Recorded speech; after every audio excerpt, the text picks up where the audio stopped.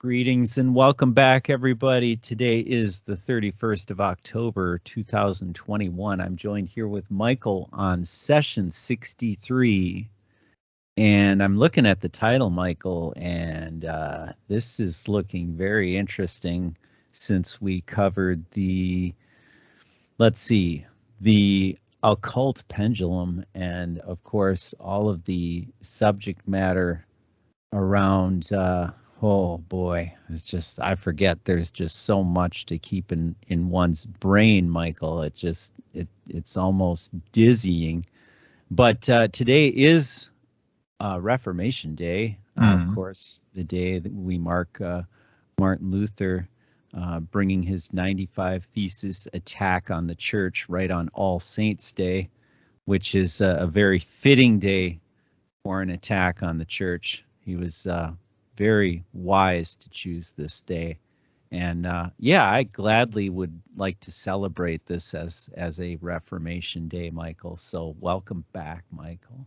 Yeah, hi Brad, thanks for having me again. 63, wow, in that short period of time, actually. Yeah, you know what Science SJ stands for. Yeah, we got absolutely. We got the Reformation Day Society Jesu. Yeah, Are you really sure it's SJ is Society Jesu? Maybe it's the Society of Judas.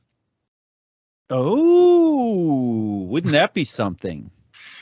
That sounds more fitting, actually. In German, there's an abbreviation of SJ. SJ means smart guys. Yeah, so they say in German, they say schlaue Jungs. Smart. SJ, they said schlaue Jungs. So S for schlau means clever, and J for Jungs means boys. Yeah, so smart boys would be the abbreviation. But it's just a way of words here. It's just that we have discovered that there are so many ties to and from the Jesuits, because the Jesuits are walking to and from the earth, it seems. Sure. In the agenda of the Antichrist to fight the Reformation, so their so-called counter-Reformation, or in short, the Concile von Trent, the Council of Trent, took a lot of years, so they could have made many plans, and we have discovered that they took over the educational system, schools, universities, and all the science, and therefore, before we are losing it by going into every nitty-gritty of a scientist, famous or not, we could go into Mr. Maxwell, we can go into this, that, etc. I don't want to do that. Yeah. Let's have a summary of the events so that we just see what is all up with this scientist, because every time you look behind the curtain, so to speak, you discover there is some clergyman, some Jesuit, some Dominican, some who else behind the scene who is pushing kind of an agenda, and they just need a Patsy or what else? Oh, now I remember the word which I have looked. Yeah, sure. It's Stellvertreter. Stellvertreter. What is it? Deputy. Deputy. Representative. Representative I like. Proxy. Proxy. Is proxy positive or negative? Oh, none of it. Good question. I would say pretty negative. If you sell something which belongs to me, but you act as if it would belong to you, how would anybody name me? The person behind, or who else? I don't know. I cannot express this very much. Let's say. Oh, like if say that again. If you own something or I own something, how let's say these scientists are just the people appearing in the exoteric world. Yeah, so that these are the actors who are also getting the fame, prizes. Yeah, like the Nobel Prize, sure. Yeah, book recommendations, and they all get the fame, like Albert Einstein, etc., etc., etc., etc. Yeah, it's like in the modern times, that we said in the last session, Obama. Yeah, everybody knows only Obama. What's his family name? Yeah, you see, Obama. It's just Obama, and he gets the Nobel Prize for Peace. But it isn't Obama who makes the American politics. You see, he's just one of many. So there are people behind the agenda pushing it so that Obama gets the reward. I see the faces behind. They are much more interesting. So that's welcome to Science SJ. Science with a special taste, special joy. Example that I chose was Agrippa, Heinrich Cornelius Agrippa, who at a very young age, beginning of 20, he wrote 3 occult books. There are 3 big books of occult philosophy. Where did he got all his science and knowledge and education from? Yeah, that's why he got a teacher, Johannes Trithemius. And these guys are the real authors behind, for example, Agrippa. And same goes for many, not all, but many of people, scientists, especially when they are doing it at a very young age. Remember, Brett, for example, if you are naming the Illuminati, that this Adam Weishaupt became a professor at the age of 24, I believe.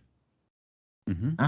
So you see that you cannot be wise and educated, etc., at the age of 24. Even if you are a genius, there are so many contents, so many things to combine, etc. So don't tell me that somebody at the age of 24, even is it so-called genius, yeah, has the same amount of knowledge as somebody who is nearly as good as him, but at the age of 60. It's like the same at the actual situation out there. You have to have experience. So that's why I came up with Agrippa, for example, on a special occasion, because he wrote these 3 books of occult philosophy. We can go into it's just very short. Yeah, it's just very short. I'll make it very briefly here. So I do it as a favor. I do it in English here. Yeah. So he published in 5033. And he began to study this occult philosophy. But published in 5033? No. I know that he has published it at a very young age. On April the 8th of 1510, he dedicated then the unpublished first draft. Yeah, 23 years before. So what was his age? No, that's why what I told you. 24. Yeah. 4086, 5010. In the age of 24, he dedicated the then unpublished first draft of the Occulta Philosophy. These are 3 books at the 5033 edition. But just wanted to point out that these guys do it not by accident or because they are genius. Yeah, he apparently took part in a secret society involved in the occult. Actually, it's more than that. Yeah, he received everything from his teachers and he combined the things. And don't forget that in 1450, the Mr. Johannes Gutenberg started the printing press. In that area, in that age, wanted to have books printed. Because that was the newest kind of technology where you can spread out data and knowledge. It was books in 15th century. And so that was just mere 60 years after the book printing or the mass press, so to speak, started. So in 5010, he came up with the first edition, 5033.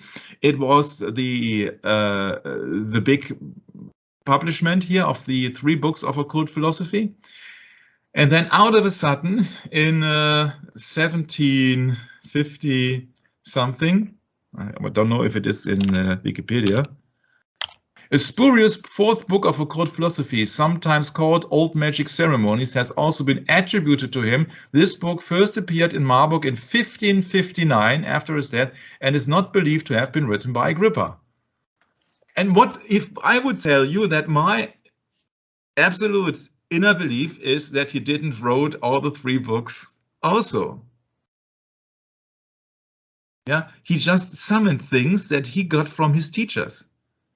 From somebody who is deep into the occult, I learned, I have heard, that they had a team of several people behind Agrippa.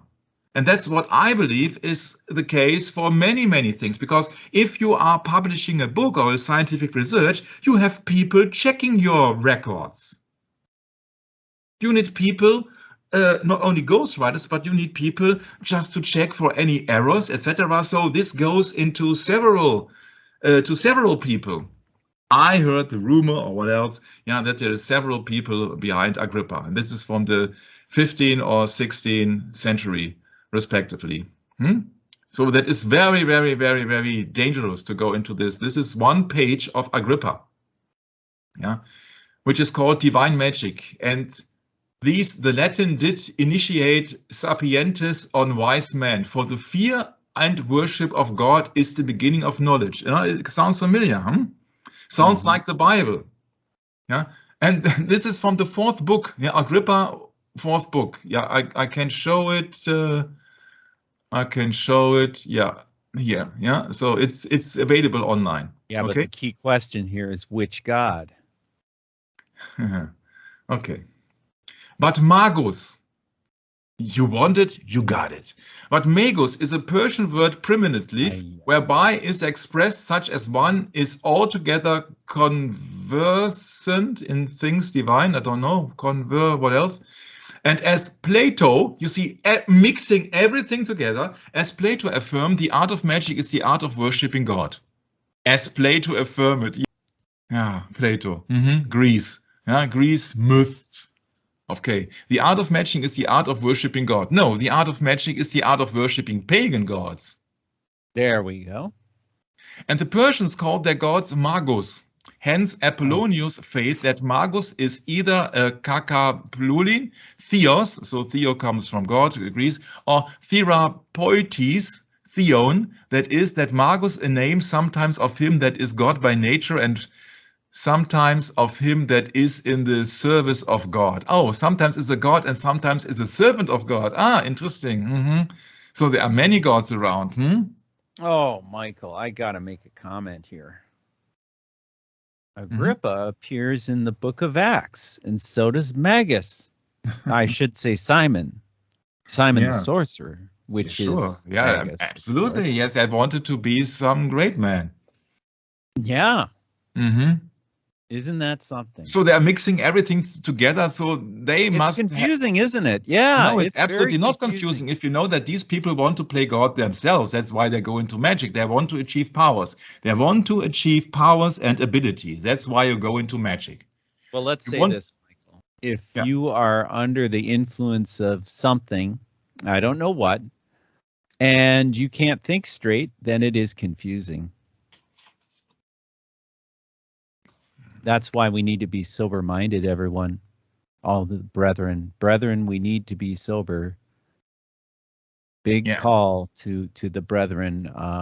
We are to stand in our humility and be sober-minded, not drunk with the things of this world. Right, Michael? Yeah, and also we need to humble ourselves so that we do not get onto the path that we want to achieve something big or we want to be... what is it? Yes, we ought to give credit where credit is due. Yeah. We want in Acts 8. It is said about Simon Magus that he himself gave out that he was a great one. Great one. That's right. And we are not. We bewitched the people with sorcery. That's right. Yeah, correct. And so that we do not want to be great ones of the earth. Yeah, so that we want to be very small and we want to give credit where credit is due. Yeah, so the credit is to God, the Creator, not on us. That we would not be able to think if God had not created us in the first place. So that who are we? We cannot be God. We cannot create anything. Therefore, they are switching and they are having their explanations, and also not only their explanations, but their I have to look for the words. Justification, yeah. They have to go to several philosophers and gods and religions and books, etc., to have their justification and say, oh, but it is written here and that is written there. But it's just mixing the holy with the profane, as Brett will absolutely confirm. And that's what he does here. And don't forget that he was supported by the church. He was supported by the church. He was not being burned at the stake or something about it, that he promoted magic. Yeah, he didn't. He was protected by the church, and he was being supported by the church. Let me tell you that. You see, there are so many. This Joseph Tritemius. We can look it up. I didn't want to go into this that much, but this Mr. Tritemius, we handled 20 sessions before. He was a German Benedict abbot. and a polymath who was active in the German Renaissance, etc., etc., etc. Yeah, he had considerable influence in the development of early modern and modern occultism. Yeah, because he was one of the authors of the books of Heinrich Cornelius Agrippa and Paracelsus. There we go. Where do you get all then your knowledge if there is no teacher? That's what I want to say, that Johannes Trithemius is one of the main sources of Heinrich Cornelius Agrippa. Heinrich Cornelius Agrippa did what? He just summoned everything up, because Heinrich Cornelius Agrippa wrote his book 60 years after the printing press started. So you got to scroll here, you got to scroll there, you got to scroll everywhere, and then you mix it together and you name your book and you write your name on it, your signature, Heinrich Cornelius Agrippa, and everybody knows, whoa, what a wise guy. And he gets all the credit. If you ask somebody about Heinrich Cornelius Agrippa, oh yes, I heard of it, he was a wise guy. Nobody knows Johannes Trithemius. And that's also on purpose. You just see the American president, you don't see the people behind it. Yeah, sometimes you see it, but you have to know who's behind it. So let's get back to the script. This is just, or let's get back to the PDF, so to speak. This is just, you see that mixing everything up. Magus is a Persian word primitively, where it is expressed such as one is altogether conversant or converted, I don't know, in things divine. And as Plato, Bicadambe, Greek philosopher, affirmed, the art of magic is the art of worshipping God. Yeah, but Plato does not have any clue about Christianity, and Plato was not around when Jesus Christ was on the earth. So the art of magic is the art of worshipping pagan gods, which means Satan. The art of magic is the art of worshipping Satan. Simon Magus was a magus. And he wanted to have the power of the Holy Spirit. But he asked the apostles to pray for him, and he wanted to give them money. He wanted just to have the power. He didn't want to be decent, kind, loving, cheerful, helpful. No, so that either kaka, pooling, I don't know what, theos is God, or therapeutes, interesting, yeah, therapeut, theon, that is that magus is a name sometimes of him that is God by nature and sometimes of him that is in the service of God. Aha, so if you are in the service of God, you are no God, you are just a servant. So if you have many gods, that's polytheism, or what is it? Polio in English? Polytheism, yeah. Polytheism, yeah, thank you very much. Yeah, that has nothing to do with Christianity. So mixing everything up, in which later sense it is taken in Mass, the second, when the wise men came to worship Jesus, and this is the first and highest kind, which is called divine magic, and these the Latins did this word here. I'm stumbling this. In title, sapientis, or wise men, for the fear and worship of God is the beginning of knowledge. Yeah, these wise men, the Greeks call philosophers. Isn't that defined? Yeah, these wise men, the Greek called philosophers. Oh boy. Talk about and among the Egyptians, they were called prophets. And the Hebrew called them Kabal, I cannot read it, prophets, scribes, and Pharisees, etc. And I cannot read it by Babylonian. What else? Babylonians, they were known by the name of Chaldeans, most likely. Isn't that interesting, Michael? Yeah. I was thinking Pharisees the whole time, and I was sitting here on etymology online going, what was that word? Because I forgot. I lost my train of thoughts, and here I looked it up. Yeah, very interesting, Michael, from the Latin Church. Yeah, and the Persians, they were called magicians, and one speaking of Saltinus or something like this, one of the ancient magicians with these words. Yeah, and now comes all in Latin. Yeah, the majesty of true God. Yeah, but who's the true God? You see, mixing everything up. You're mixing everything up, mixing up the wise men with Plato and the Greek philosophers and everything else. You see, that is gnosis, actually. Actually, this is gnosis. And that's also why you have in the Greek area, or in the Greek history, you have different kind of spells. But I'm not going into this because I want just to show you that I don't believe that Heinrich Cornelius Agrippa did anything but summon everything up, add all together, and write that book on the sources of his teachers. Yeah. Many of them, many of them. One of them most prominent, Johannes Trithemius, a Benedictine abbot, into the occult. A Benedictine abbot into the occult. That's absolutely logic, because these entire churches are occult, because on the outside they got the exoteric. Here we go. Yeah, here we go, Michael. Yeah. Pharisee on Etymology Online, at the end of the paragraph here, it says, any self-righteous person, formalist, hypocrite, scrupulous or ostentatious observer of the outward forms of religion without regard to its inward spirit. How do you spell that? Pharisees? It's Pharisee.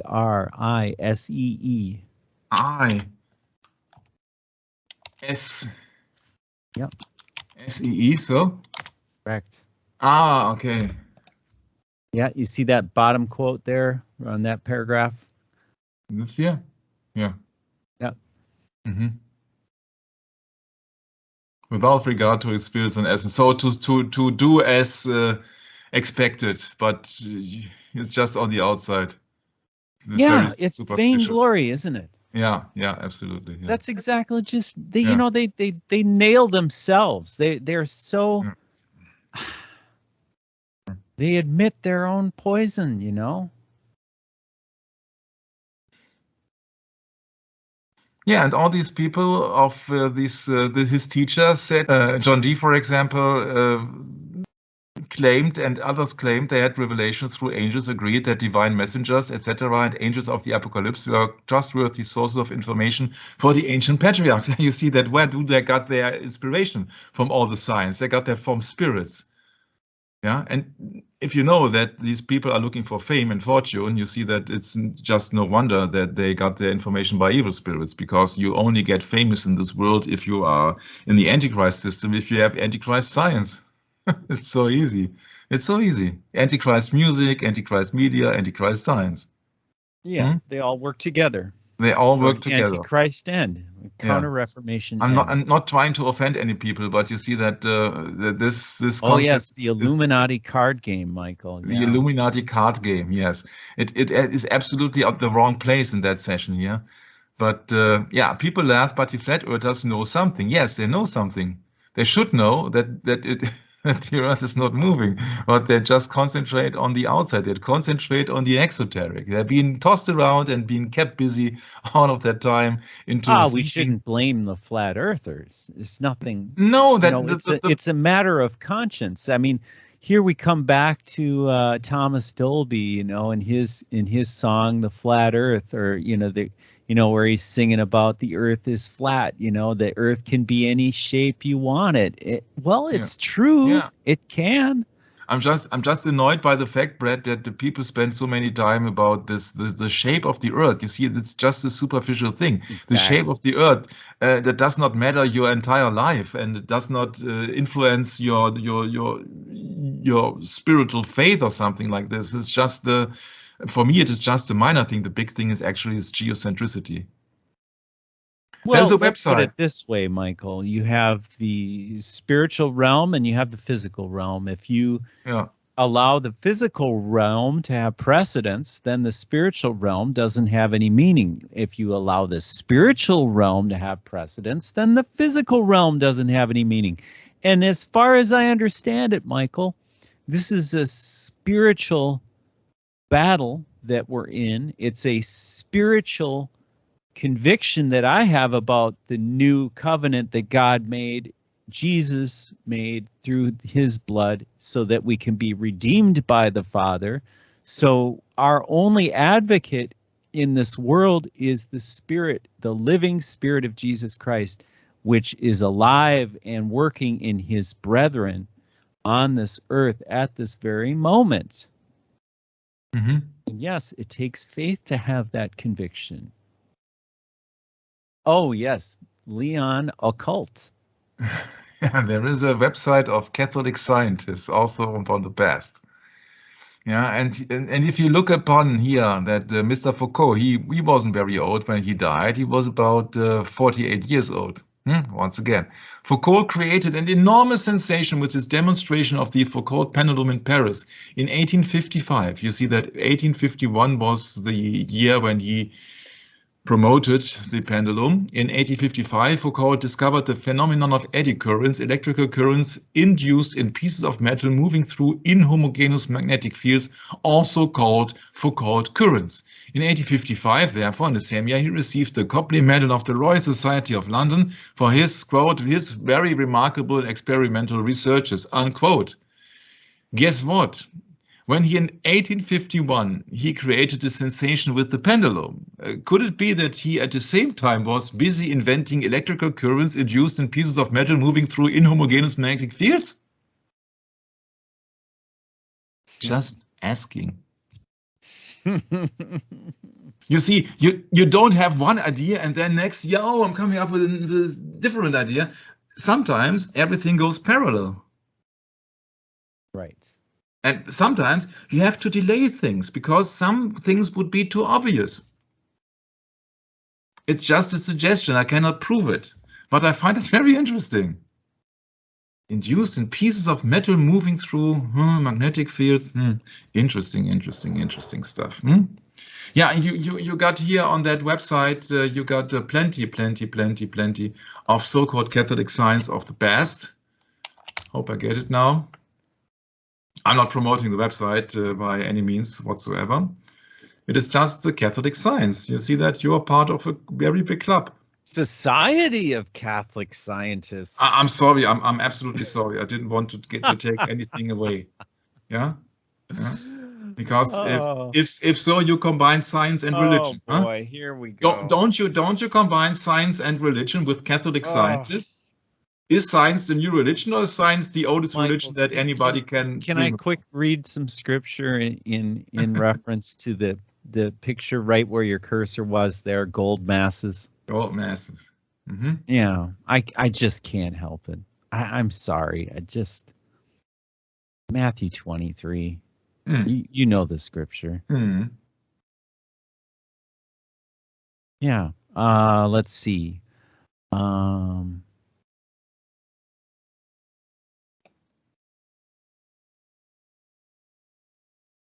Just looking for it. You don't have to look because I'm just on the way. Yeah. Matthew 23. I'm trying to remember the verse though. Hold on. Here we go.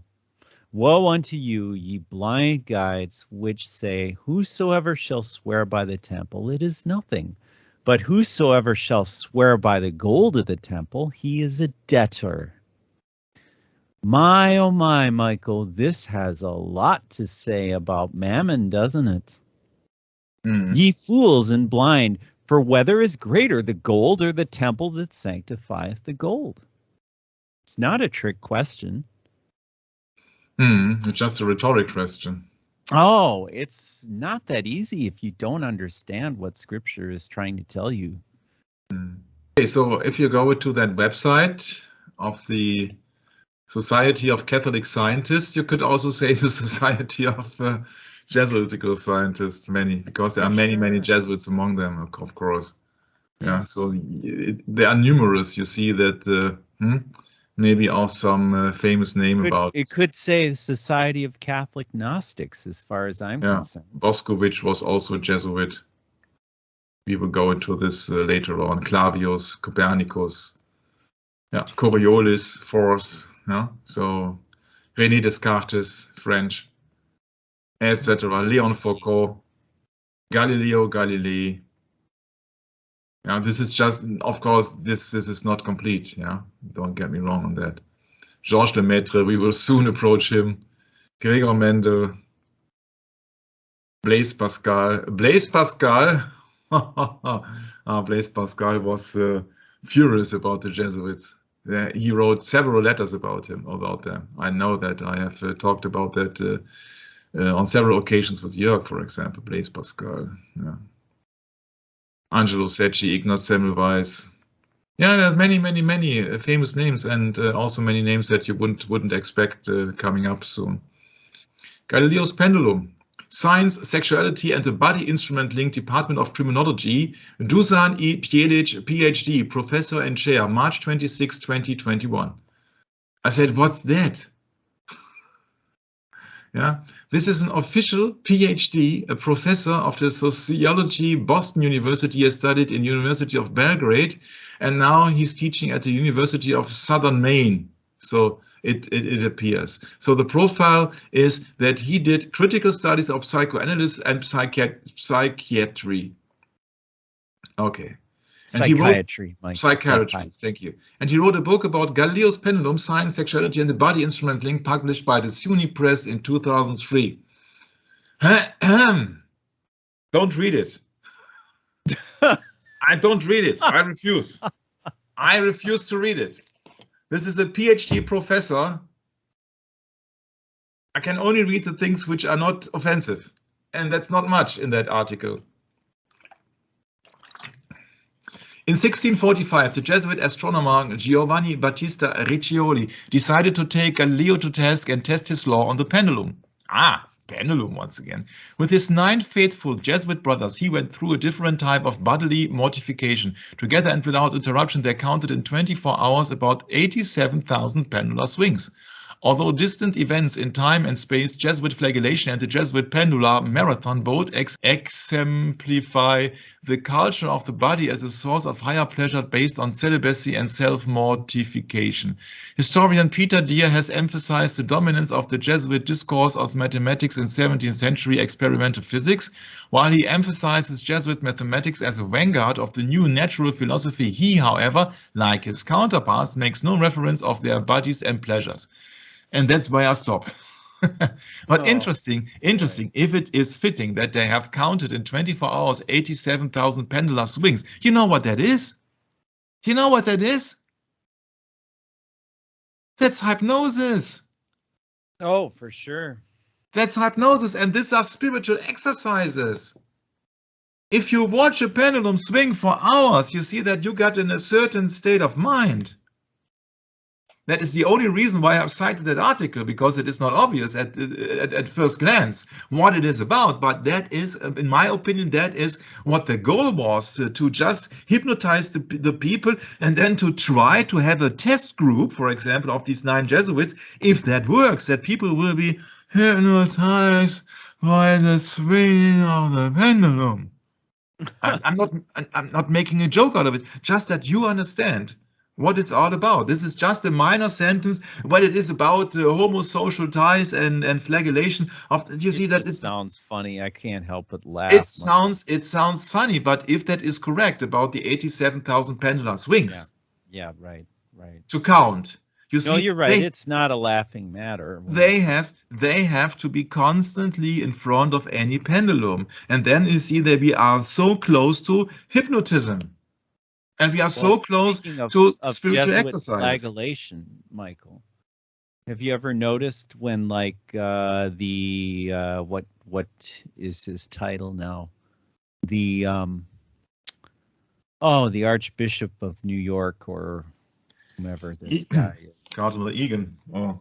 Yeah, right. So the Archbishop, isn't he of New York? Isn't he the head of the Knights of Malta in the United States? I have no that's proof just of that at the moment. I can't verify that without Daryl Eberhard around, or someone would know. But boy, sometimes I get these things wrong. I'm sorry, everybody, but no, it's not that big deal. You see that I'm not going into the flagellation thing, but because I wanted to have it clear, absolutely sure. I know we did sacred prostitution, but I just want to point out that it is absolutely clear that these were the guys who wanted to rule with their science. I'm reading that sentence also. With their intellectual competitors, the Renaissance Neoplatonists, Jesuits share love for mathematics and experimentation, finding in them pleasure of masculine rationality and the reason for homosocial bonding. Remember, no women allowed, officially. Jesuits stayed away from the paganism of Neoplatonic science and subjected themselves to a higher individual and group discipline directly inferred from the Christian discourse on sexuality. This, however, did not make their identity and rationality less dependent on pleasure. In fact, one may argue that the pleasure of masculine rationality and homosocial bonding embedded into the order of the brotherhood became far more important to them. I am prepared to argue that this may have been one of the most important factors in their becoming the scientific vanguard of 17th century science, and that rejecting a priori reasoning as relevant for the physical world and cautiously accepting, etc., etc., etc. So what he's telling is that the Jesuits were totally focused on their research and they had nothing to do with family, wives, children, etc. So they were absolutely obsessed with their science.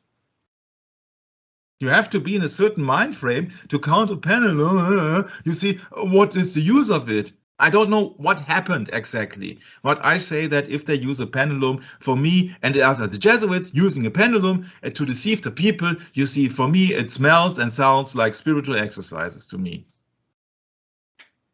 And if you look behind these people who were being put in front from the Catholic Church or the Jesuits or both, yeah, if you have the real quotes from Nicolaus Copernicus, for example, you say that were these guys forced to do so?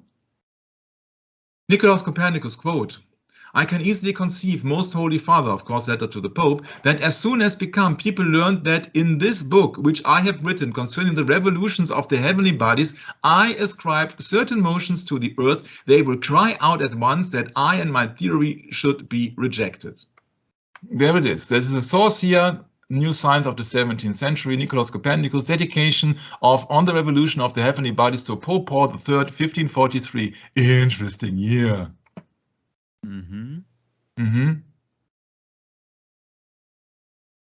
They will cry out and they should be rejected. For I am not so much enough with my conclusions as not to wait what others will think about them. And although I know that meditations of a philosopher are far removed from the judgment of the laity, because his endeavor is to seek out the truth in all things so far as this is permitted by God to the human reason, I still believe that one must avoid theories altogether foreign to orthodoxy.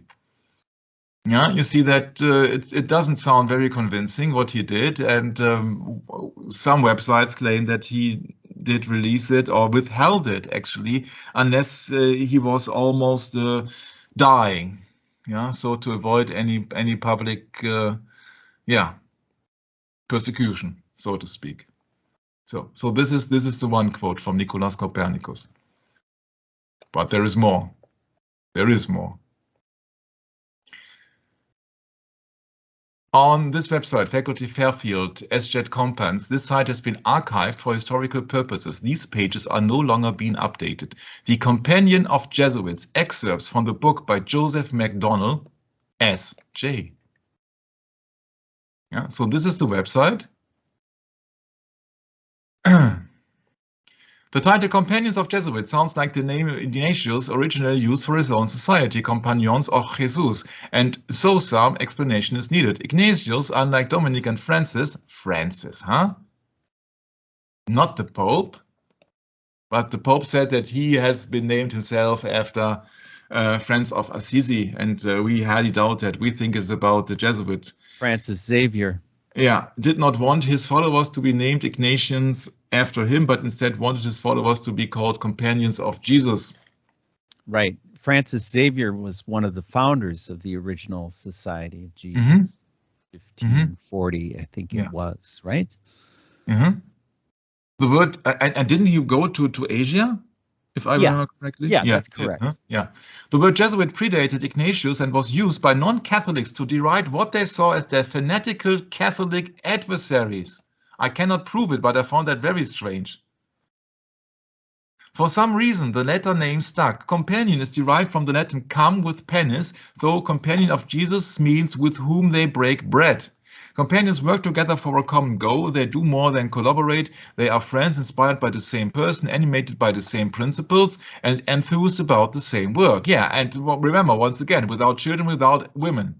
To identify those whose lives are intertwined with Jesuits working in our various ministries, especially colleagues, the word lay colleague are adequate, whereas companions of Jesuits seems very appropriate. Yeah. It must be remembered that unlike this cloistered monk, the Jesuit's vocation was never meant to keep him aloof from non-Jesuits, and so collaboration in Jesuit education is nothing new. Ignatius was a layman most of his life and died 16 years after he started the society. It seems to surprise some that Ignatius Loyola was a layman when he experienced, recorded, and conducted the spiritual exercises, a document which constitute the foundation of Jesuit life as well as Jesuit apostolates. In fact, Jesuit colleagues could more properly be called Ignatian colleagues rather than Jesuit. The name Ignatian has wonderful poignancy since it reaches beyond these men who are Jesuits and refer to the countless women and men who have adopted an Ignatian view of God. Yeah, which God? Mary. And our word as expressed in the spiritual exercises. Don't forget that in the spiritual exercises, when we did that session on that very topic, we pointed out that many points in that spiritual exercises refer to Mary, to the so-called Holy Mary. So it's absolutely clear that it is just based on Roman Catholicism, or if you like to have it that way, as the author here means, on fanatic Catholic, Roman Catholic religion. Fanatical. Okay? So people who would kill for their faith, for example, these are fanatics. I can look it up if you like, what a fanatic is. Fanatic. Insane person. From Latin fanaticus, mad, enthusiastic, inspired by a god. Yeah, which god? A god. Furious mad, yeah. Yeah. Originally pertaining to a temple, from temple, shrine, consecrated place. So somebody who is insane has to do with the temple. So that is spiritual exercises. Somebody who's in a mental state and is becoming insane. Zealous person affected by enthusiasm. Mm-hmm. A little bit nicer. Here it says characterized by excessive enthusiasm, yeah, especially in religion, of nonconformists from 1640. Yeah. Yeah, you could go on and on and on and on. Histories are full of references to very talented people who have collaborated with the Jesuits in education, scholarship, scientific investigation, and service. They have been colleagues, teachers, students, friends, relatives, antagonists, or cohorts of Jesuits. They include Bernini the sculptor, Rubens, Van Dyck the painters, Carissimi the magician, Molière the comedian, Corneille the tragedian, Descartes the philosopher, James Joyce the novelist, Bossuet the orator, Dove the romantic novelist, Montesquieu the political philosopher, and scientists such as Ampère. Then you get your currents. Boyle, Cassini, Cauchy, Dirichlet, Galileo, Guettaldi, Van Guericke, Kepler, Lagny, Lalande, Marcus Marci, Mersenne, Ohm, Van Romen, Torricelli, and Volta. And oh, there's much more. Much more. So this is just the pretext of it.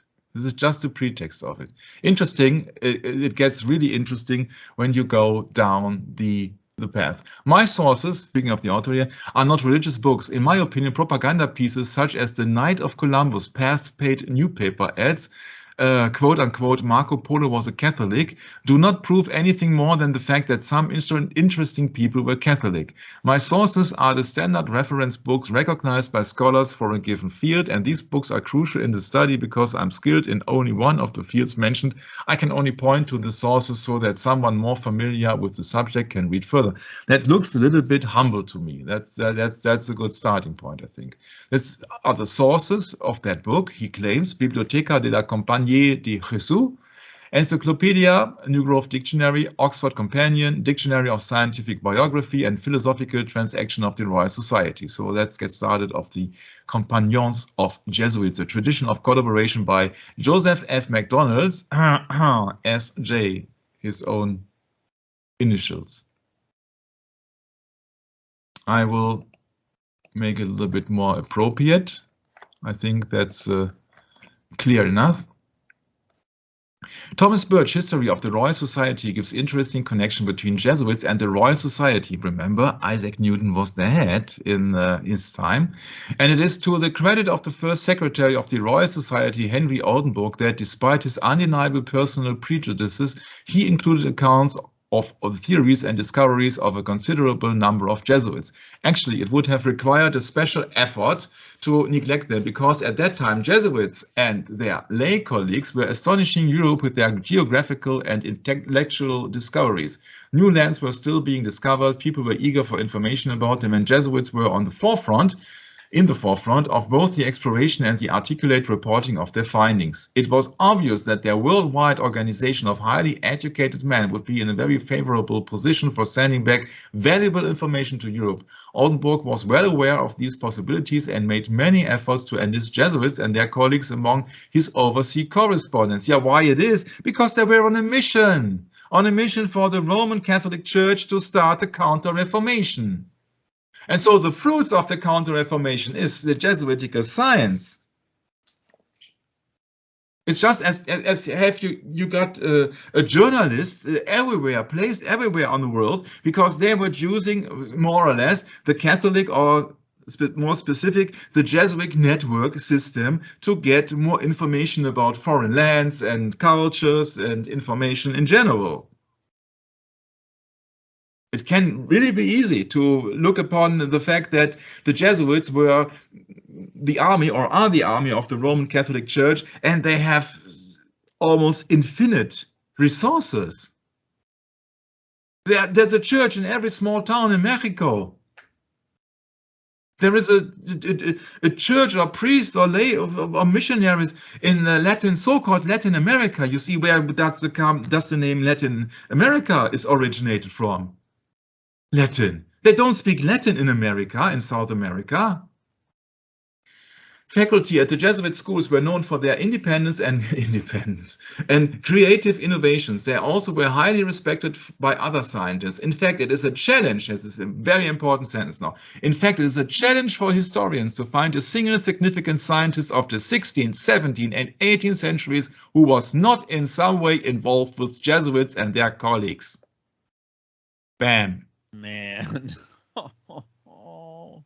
As students, as teachers, as relatives, as collaborators, as adversaries, as rivals, or simply as personal friends. Part of the reason was the many Jesuit schools. Yeah, we know, in Portugal, in Italy, everywhere. A more significant cause, however, was the sizable network formed by those schools, which the Royal Society of London was forced to acknowledge. Yeah. Furthermore, Jesuits had an uncanny facility to be able to gather scholars who were willing to collaborate with them. In a recent study of the development of science, God and Nature, 1986, the authors noticed Jesuit emphasis on collaboration as especially important. The Jesuits had particular zest for experimental science. They were interested in every newly discovered phenomenon, from electrostatic attraction to the barometer to the magic lantern. Oh, this is Athanasius Kircher. He is, so to speak, the originator of the modern cinema. So it is a Jesuitical discovery or invention. Athanasius Kircher, the last name who knew it all. Yeah. And Jesuits played a major role in discovering many new effects on their own, such as diffraction and electrical repulsion. A recent history of early electrical science awarded the Jesuits the honor of being the single most important contributor to experimental physics in the 17th century. This is way before the Foucault pendulum. Such an accolade would only be strengthened by detailed study of other science, such as optics, where virtually all the important treatises of the period were written by Jesuits. Optics. There was something with Galileo. More significant than their numbers or their inventiveness is the fact that many of the Jesuits had a keen sense in the value of precision in experimental science, a sense that was not widely echoed by many of their more illustrious contemporaries. One of the outstanding astronomers of the 17th century, the Jesuit John Baptist Riccioli, S.J., authored Almagestrum Novum Astronomicum, which contains the first lunar map to name craters after people, scientists, instead of after abstract concepts such as tranquility. A replica of this famous pioneer map stands in the entrance of the Moon exhibit at the Smithsonian Institution. In an attempt to develop an accurate pendulum, Riccioli once persuaded 9 of his fellow teachers to count 87,000 oscillations. Didn't I recall that from the last book of this PhD guy? That was page 66. Yeah. Over the course of a day, enabling him to identify an error of 3 parts in 1,000, Lindbergh was fascinated by this collaboration and observed that, quote, it is instructive to remember that it was this Jesuit Riccioli, not Galileo, who first accurately determined the rate of acceleration of a falling body. Oh, of a fallen body? Brett, wasn't that something that was attributed to Isaac Newton in the first place? The Newton law of gravity? Yes, yes, yes. See my point? Another admirable feature of the Jesuit scientific enterprise was the appreciation, of the value of collaboration. One might well argue that the Society of Jesus, rather than the Accademia del Cimento or the Royal Society, was the first true scientific society. The Jesuit Kirche, the impresario of Rome, was more than a match for Mersenne and Beaulieu in Paris or Henry Oldenburg in London in his ability to collect observations and objects from a worldwide network of informants. It's nearly the same worldwide network of informants as the Secret Service.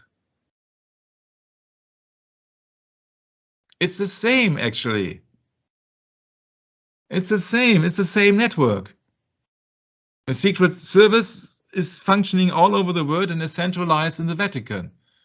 If you don't think I'm correct, then please read the book The Global Vatican.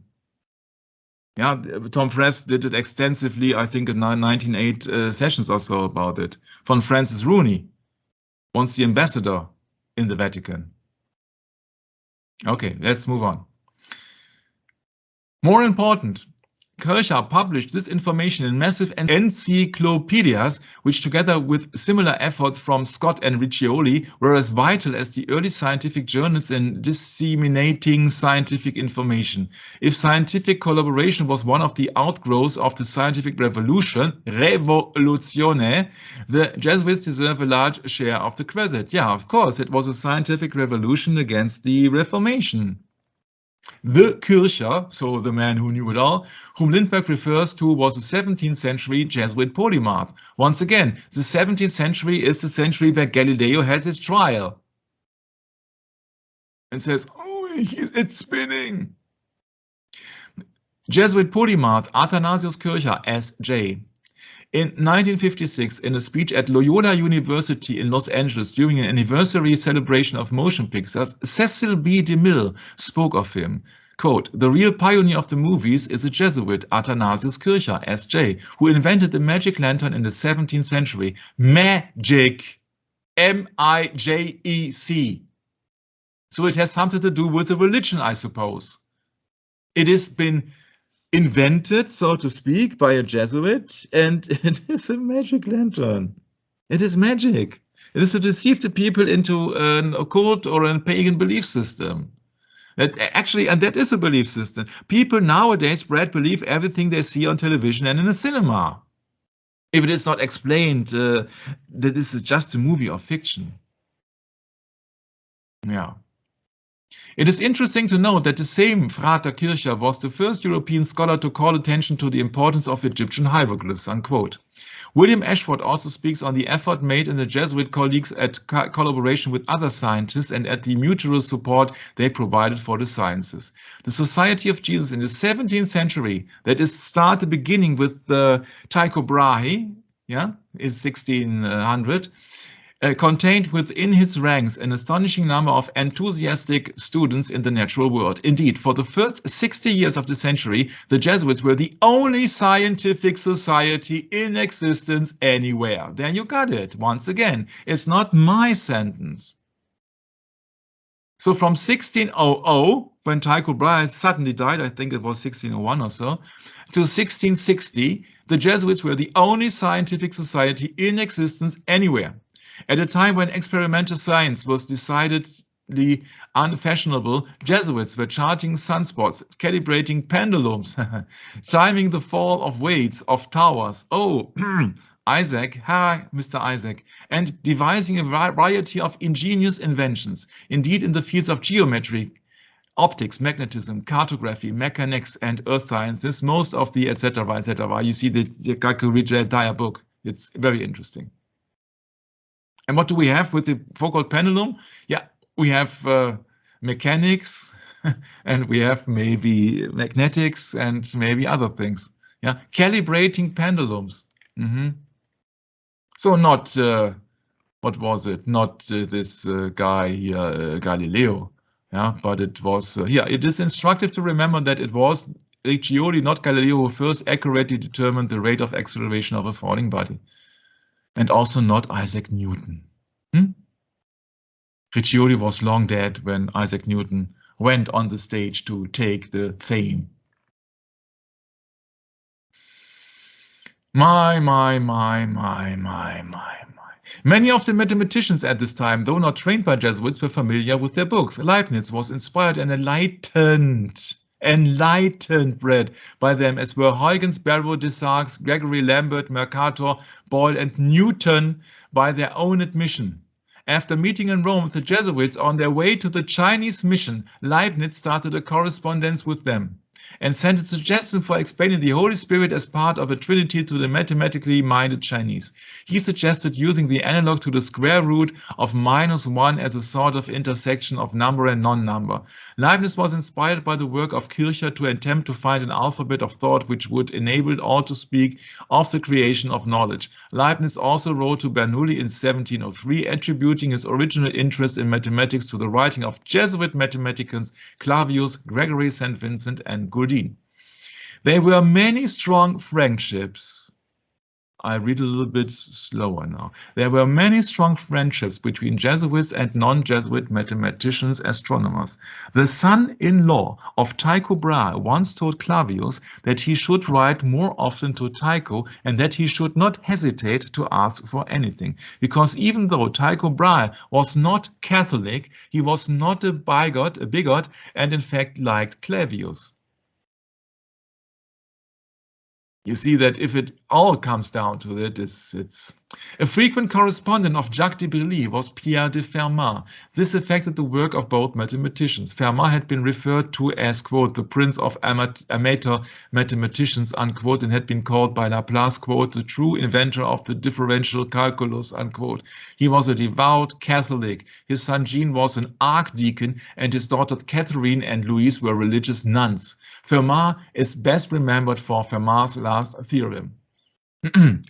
This is very interesting here. D'Alembert, the angry encyclopedist, in spite of his hatred to the Jesuits, came to Jesuit Roger Boscovich, we will go into him later on, for help when he was deprived of the mathematics chair which he felt he deserved. The chair had been left vacant on the death of Clairaut, and D'Alembert was told that his field of mathematics was not suitable.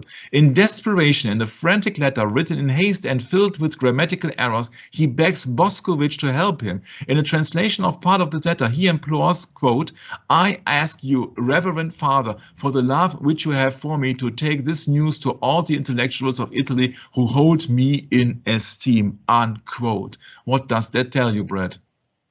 Boy, oh boy. Yeah, even people who didn't like the Jesuits, they had to become friends with them because they had the power. They wanted to have fame, they wanted to have money, they wanted to have fortune, and therefore they needed the Jesuits. Because the Jesuits, more or less, they ruled the scientific classes and colleagues. This goes on and on and on. In the collected works of Robert Boyle and Christian Huygens, and in the correspondence of Isaac Newton, the number of reverences to Jesuit mathematicians and astronomers is extensive.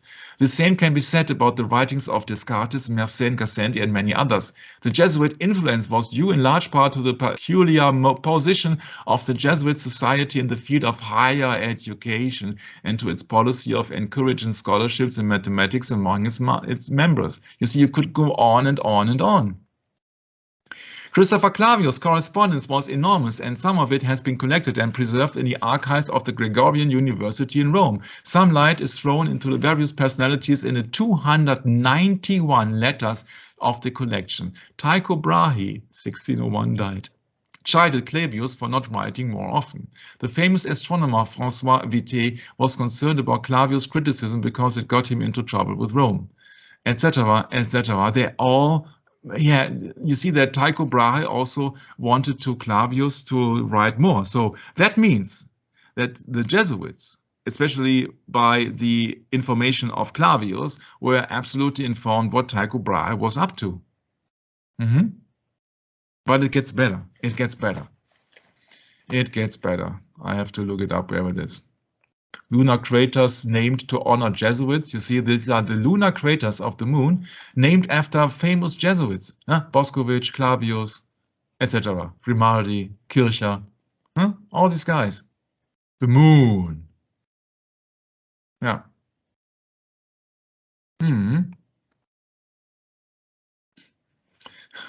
I have to drink a bit, sorry, but then oh man, this gets nauseating how fast you're going, Michael. I can't keep up. I'm sorry. I just can't. It's too much this information. This is information overkill, huh? Yeah. Well, it's important to go through it because it's, you know, you got a good point, Michael. Yeah. Leibniz, a Lutheran. That's why I picked him. That's why I picked him. Yeah. Yeah.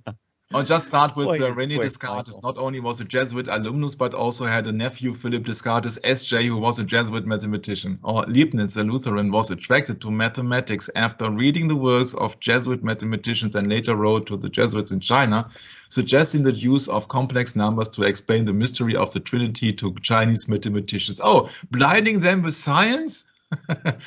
Use of complex numbers. Oh, sorry, I have to. Again, I find that I like that find so much here. Yeah, yeah, there it is. To blind someone with science confused by the use of big works or complex explanations. So, oh, where it is. Oh, no, where it is. I've copied in the script. So okay. So to blind someone with science means confused by the use of big words or complex explanations. And he says, and he is considering here. Suggesting the use of complex numbers to explain the mystery of the Trinity. Yeah, isn't there that you great? go. Yeah, don't make it simple. Please make it very complicated so that they don't get it. They have to believe it. Yeah, blind them with. Yeah. The great mathematician and father of modern analysis, Augustine Cauchy, who wrote 700 brilliant papers, lived in a Jesuit house, took an active part in Jesuit sodalities, and defended the Jesuits who were under attack during the France terror of 1830. Galileo is considered the father of modern science, but the Dominican William Wallace, O.P., I have to look it up what it is, has proven that there were 8 grandfathers, all Jesuit physicists, teaching in the Roman college from whom Galileo learned his early theories of motion. It was to these Jesuits that Galileo first appealed before his crisis with the church. If that is not enough, there is the next one coming up. There is also an impressive collection of correspondence between Kepler and the Jesuits. Protestant Kepler sent ecumenical letters of encouragement as well as scientific reports to the Jesuits working in China. He dedicated his last books to his Jesuit friend Paul Gauguin, S.J. And you were thinking of who could have an alibi and who could benefit from the death of Tycho Brahe, huh? So what is O.P.? Dominican William Wallace. Let's look it up. Mathematician, Scottish chemist, Wallace. Can you look that up? Can you search O.P. William Wallace O.P. maybe?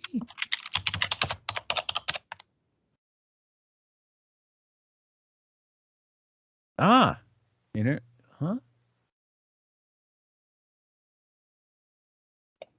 No, I don't think that's not it. Yeah, 1953. No.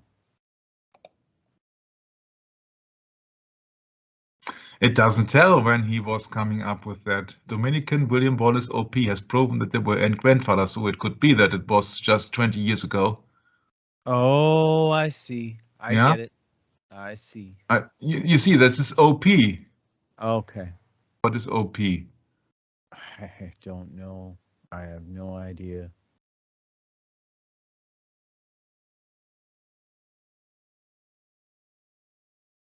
Opus number out of print. How about OP Catholicism. Old Pauline, ex-pupil, O.Fr. Yeah. My.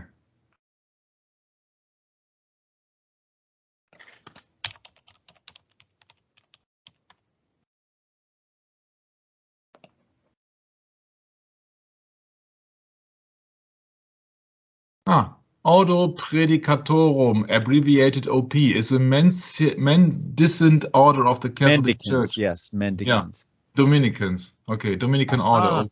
So it's Dominican, okay. Yeah, okay. Boy, Latin. Look at that. So we are coat quite of sure arms, that Michael. we are quite sure about the source here. Yeah, we are quite sure that this guy just recently died, and he proved that there were eight grandfathers. Yeah, all the connections in between. Yeah, also Franz Anton Mesmer and Mesmerize was a student of the Jesuit Maximilian Helen. Together by a process of spirited argumentation and disagreement learned how to make suffering people oblivious, etc., etc. Mesmerism, yeah. Yeah, mesmerism, yeah. Yeah. Yeah. No, it was Riccioli, not Galileo, who first accurately determined the rate of acceleration of a falling body.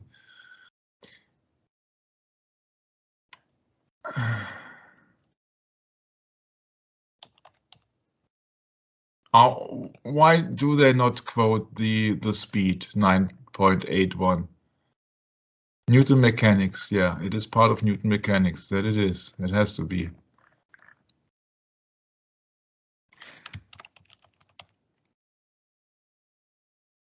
Free fall is a constantly accelerated movement with the acceleration a equals 9.81 meter per second square. In honor of Galileo, the acceleration due to gravity is also written as g, etc. In honor of Galileo. And what have we read here? It was Jesuit Riccioli who first accurately determined the rate of acceleration of a falling body. Bam. You see, that's what my point with Heinrich Cornelius Agrippa and Tritemius. That's the same here. It's the same here. Or even worse, and when you know that when the claim is right of that Dominican order OP, William Wallace, I think it was, William Wallace, that there were many people behind him, 8 grandfathers, all Jesuit physicians teaching at the Roman College, from who Galileo learned his early theories of motion. This was a whole team, but Galileo is the one who's putting out in front so that the Jesuits do not get the blame. But it's just a layman, Galileo, who would only studied 1 year in a monastery when his father had pulled him out. And then afterwards he studied here and there and did something, and then he came up with his ideas based on Copernicus, who died at nearly the same time when he had published his works in 1543. And don't you think that is some strange things are going on? When it's been attributed in honor of Galileo, doesn't mean that Galileo was the originator. That was the name what I was looking for, originator, in honor of Galileo. But it is not from Galileo, as we have learned here from that book, if it is correct, and I think it is from the Jesuit Riccioli.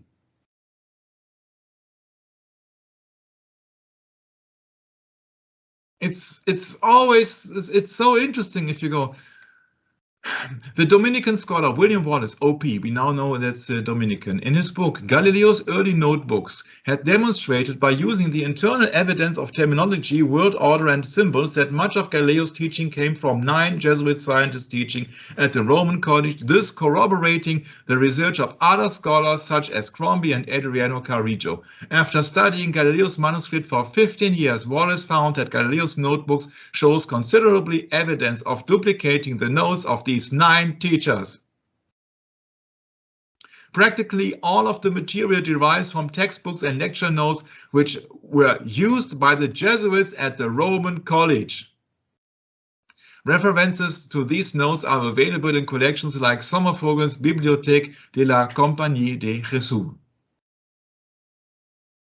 Evidence of their strong mutual friendship is the fact that it was to Jesuit scientists that Galileo was attracted in his earlier years. In 1588, this unknown young scientist wrote to Clavius asking about a center of gravity demonstration. Gravity, you see, you think it's attributed to someone else? No, it's to the Jesuits.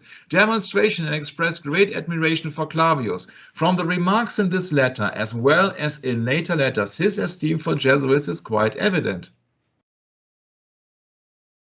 So he was very submissive. For example, here, if you are silent, I shall be silent too. Yeah. Excuse my delight in dealing with you and continue to grant me your grace, for which I supplicate you in every instance. Also gain for me the grace of the other Father Christopher Greenberger, your disciple, whose reputation for mathematical ability has aroused my highest admiration.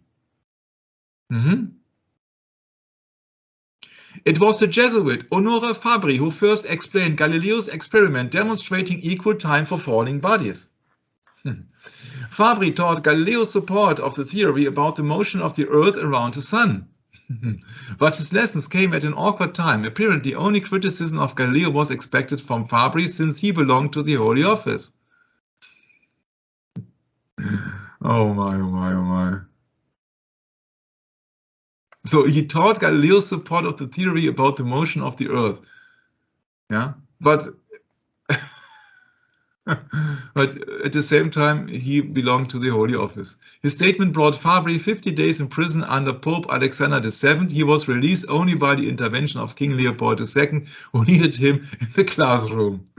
Oh my, oh my. Still, Fabri put a chapter in his Dialogi Physici entitled De Motu Terrae concerning the Earth's motion. The heliocentric world system was not widely accepted until 1760, after Copernicus' Revolutionis had been removed from the index due to the interventions of the Jesuit, once again, Roger Boskowitz, who finally convinced Pope Benedict XIV that the earlier prohibition was an absurdity and that perhaps removal came to a century and a half too late.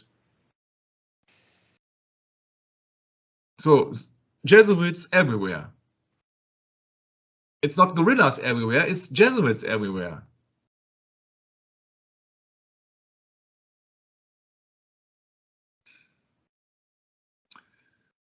Kepler found it quite the contrary, because he felt he received much more abuse from his Protestant pastors than Galileo ever did from his Catholic hierarchy, for the heliocentric theory. Bioclo quotes two recent books on the subject, one by the same William Wallace mentioned above, and another by historian Ugo Baldini.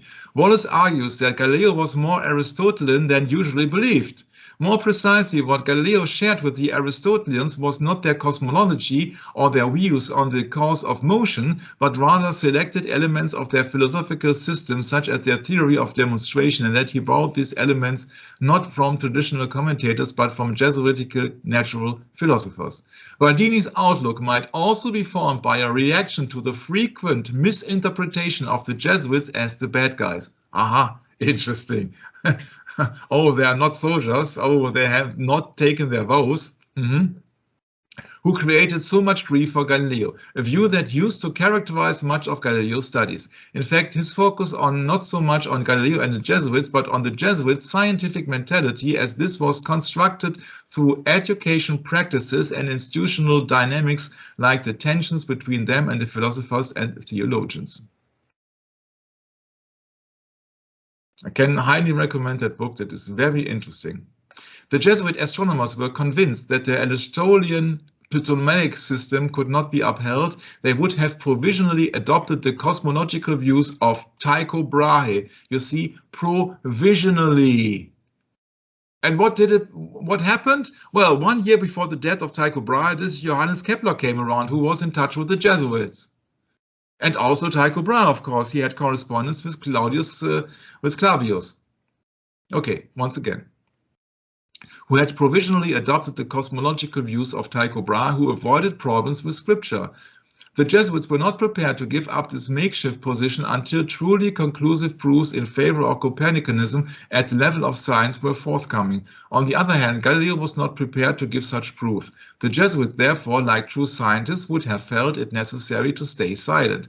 Also, it is necessary to rethink the power of influence events which is customarily attributed to the Jesuits. In fact, the author says, I believe that some of the biographers of Galileo tend to attribute to the members of the Society of Jesus in general and to the astronomers of the Roman College in particular an ability to influence the decisions of the Church of that time, which is quite exaggerated.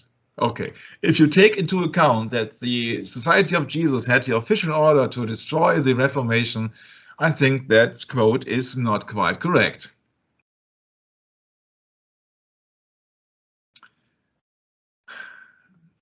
Johannes Kepler, Galileo's famous contemporary. Kepler was, don't forget, he visited Tycho Brahe, and soon afterwards Tycho Brahe died.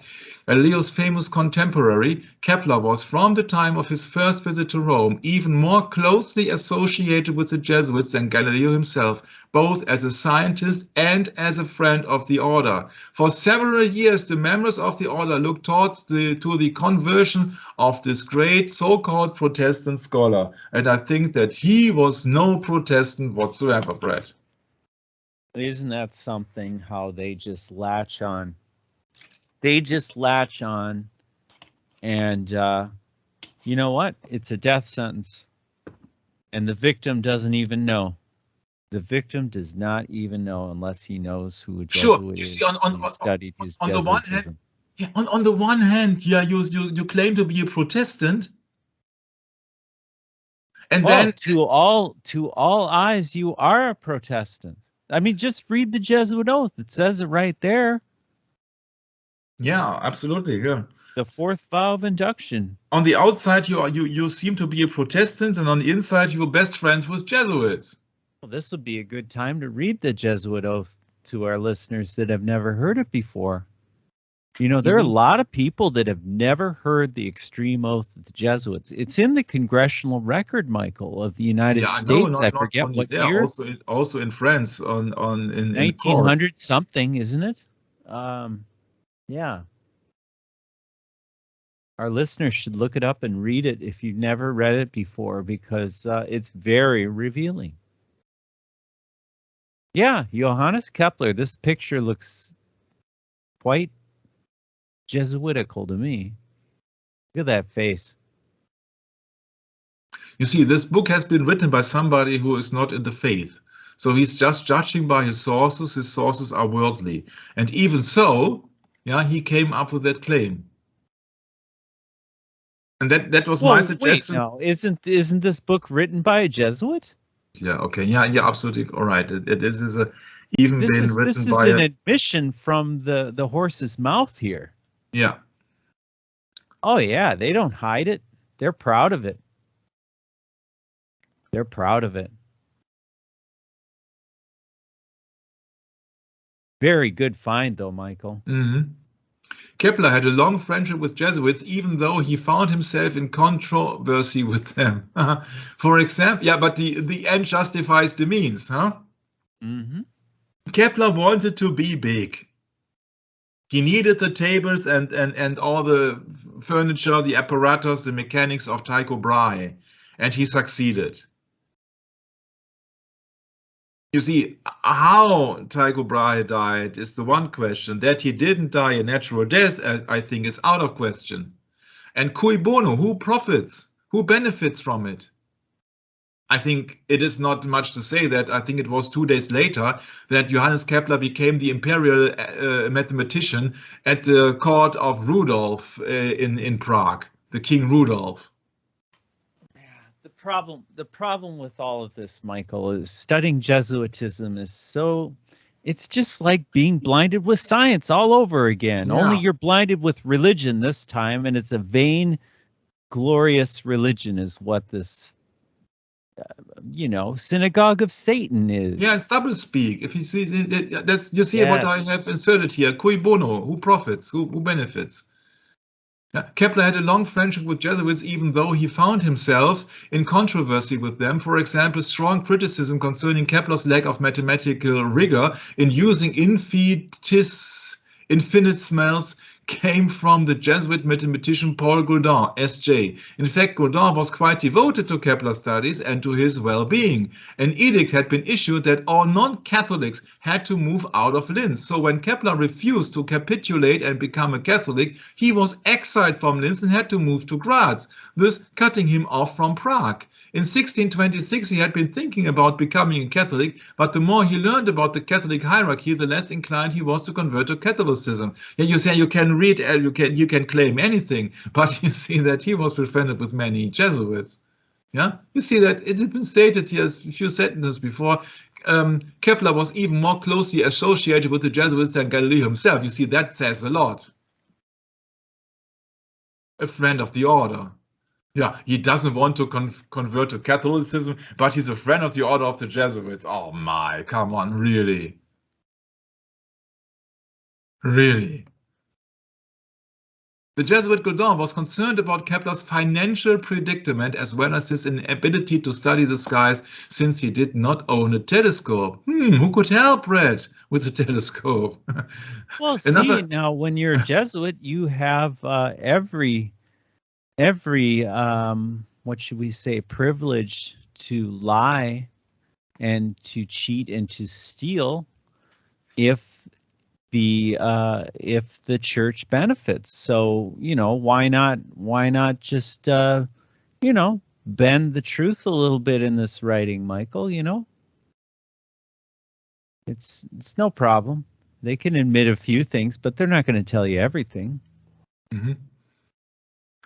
So they were concerned about his financial predicaments. Another Jesuit, Nicolas Tucci, was well known as a telescope maker. At the urging of Gaudin, Tucci brought a telescope to Kepler. Kepler, like a child with a new toy, wrote to Gaudin of his gratitude for the latter concerns and kindness. It was one of many letters he would write to Gaudin in his lifetime. One of the most touching letters was the dedication of his last book, The Dream by Johannes Kepler, the late imperial mathematician. Yes! Due to the fact that Tycho Brahe died an unnatural death. A posthumous work on lunar astronomy, 1634, published by his son after he died. In this work, Kepler tells of his discoveries concerning the surface of the moon and describes an imagined trip there as well as how it might be inhabited. Yeah, he's speaking of the first trip to the moon. Okay, no. There's a session that Michael, Jörg Glissman and I did on the extreme oath of the Jesuits in code word Babylon, and I believe you can find that playlist on my channel and also on Jörg Glissman's channel. And I can't tell you the number of the video at the moment, but yeah, that is a very, very important lesson for everyone to learn that is not familiar with the extreme oath, because there are instructions given before taking the oath, and those are very important because yeah, this whole book is really important, code word Babylon. But anyway, please, Michael. Yeah, I know that it's somewhere up on archive. I cannot remember where it is. I know that Jörg also carried that, but I don't know if you have. Yeah, it's more or less the cruelest bow you can take. So yeah, I mean, talk about being blinded by science, Michael. Yeah. Okay. Right. INRI. Here we go. Yeah. Yeah, it's not nice. It's not nice at all. No, it's very, very. Yeah, there it is. You see that this is the text here in highlighted yellow. Yeah, I do further promise and declare that I will, when opportunity presents, make and wage relentless war secretly or openly against all heretics, Protestants, and Masons, as I am directed to do, to extirpate and exterminate them from the face of the whole earth, that I will spare neither age, sex, nor condition, that I will burn, hang, boil, waste, boil, flay, peel the skin off, strangle, bury alive these infamous heretics.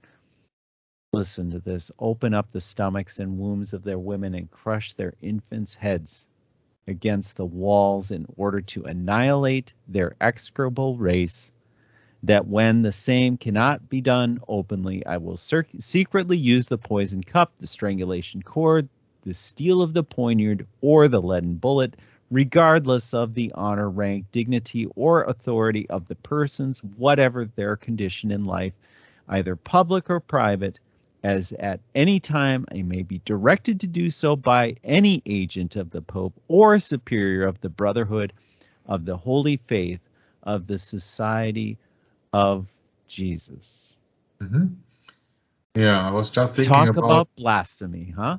Yeah, I was just thinking about what the poison cup could be in 2021.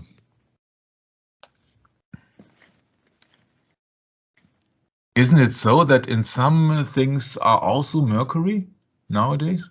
Yes, that's right. Interesting. Yeah, huh? no different than the mercury used in Yeah. alchemy. Yeah, and in the death of Tycho Brahe. Yeah. Only these things are done in such a fashion that. But with whom you can argue about it, who you can talk with it. You see that if you approach an average guy, you know the fourth woe of the Jesuits. You know how this is. People absolutely, they are totally clueless. Totally clueless. You see, we are doing the study here for an absolute minority of people. This is minority. Oh, I'm sure that most of our listeners already know all of this information, but there's always those few people who come to the channel in curiosity, have never seen any of our videos, never, checked out any of our work before, and they're just as stunned as we were when we first encountered this crap. Yeah. You see, I don't blame them for being no, really that's upset. not the point. But you see, we are not doing a minority report here. We are doing the minority report of the minority report of the minority report. Correct. You see, that it's so little what reaction we can cause and what. Yeah, Michael, you're reminding me of what we did in our last session when we were talking, or was it? No, we were talking about this afternoon. Or this morning, in fact. I think it was 1 John. Let me search this again now. Was it? Yeah, you see that in the meantime, I'd like to point out that Kepler wrote a letter to the very Reverend Father Paul Godard, priest of the Society of Jesus. You see that they were befriended all over. Here we go. For this is the message that ye have heard from the beginning, that we should love one another, not as Cain, who was of that wicked one, and slew his brother. And wherefore slew he him? Because his own works were evil, and his brother's righteous. Marvel not, my brethren, if the world hate you. We know that we have passed from death unto life, because we love the brethren. He that loveth not his brother abideth in death. Whosoever hateth his brother is a murderer, and ye know that no murderer hath eternal life abiding in him. Hereby perceive we the love of God, because he laid down his life for us, as we ought to lay down our lives for the brethren. But whoso has this world's good, and seeth his brother have need, and shutteth up his bowels of compassion from him, how dwelleth the love of God in him? My little children, let us not love in word, neither in tongue, but in deed and in truth. And hereby we know that we are of the truth, and shall assure our hearts before him. For if our heart condemn us, God is greater than our heart, and knoweth all things. Beloved, if our heart condemn us not, then we have confidence toward God. And whosoever we ask, we receive of him, because we kept his commandments and do those things which are pleasing in his sight. And this is the commandment, that we should believe on the name of his Son, Jesus Christ, and love one another as he gave us commandment. And he that keepeth his commandments dwelleth in, and he that keepeth his commandments dwelleth in him, and he in him. And hereby we know that he abideth in us by the Spirit which he hath given us. And that is 1 John, I think I started at verse 11 through 24.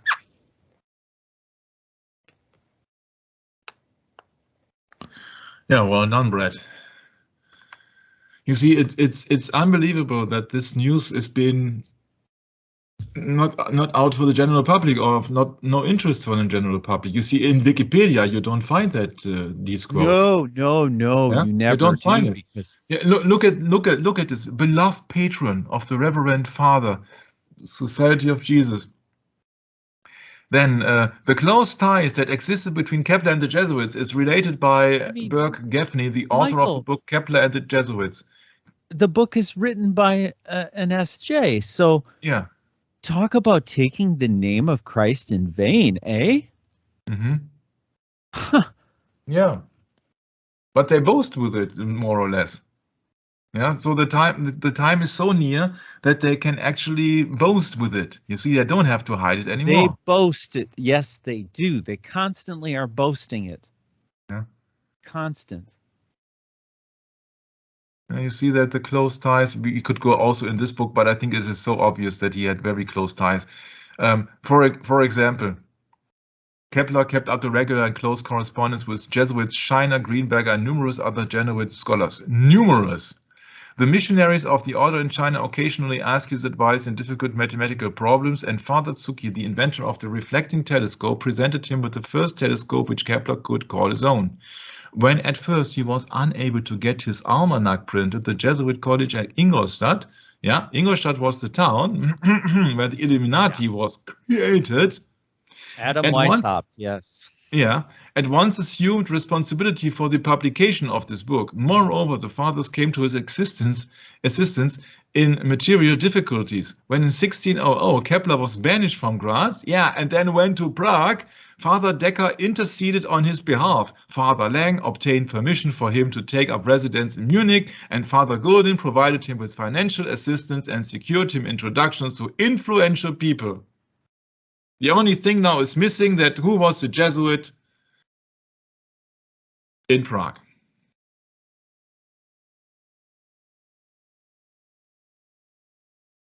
Is it too much exaggerated to say that Johannes Kepler was on a mission?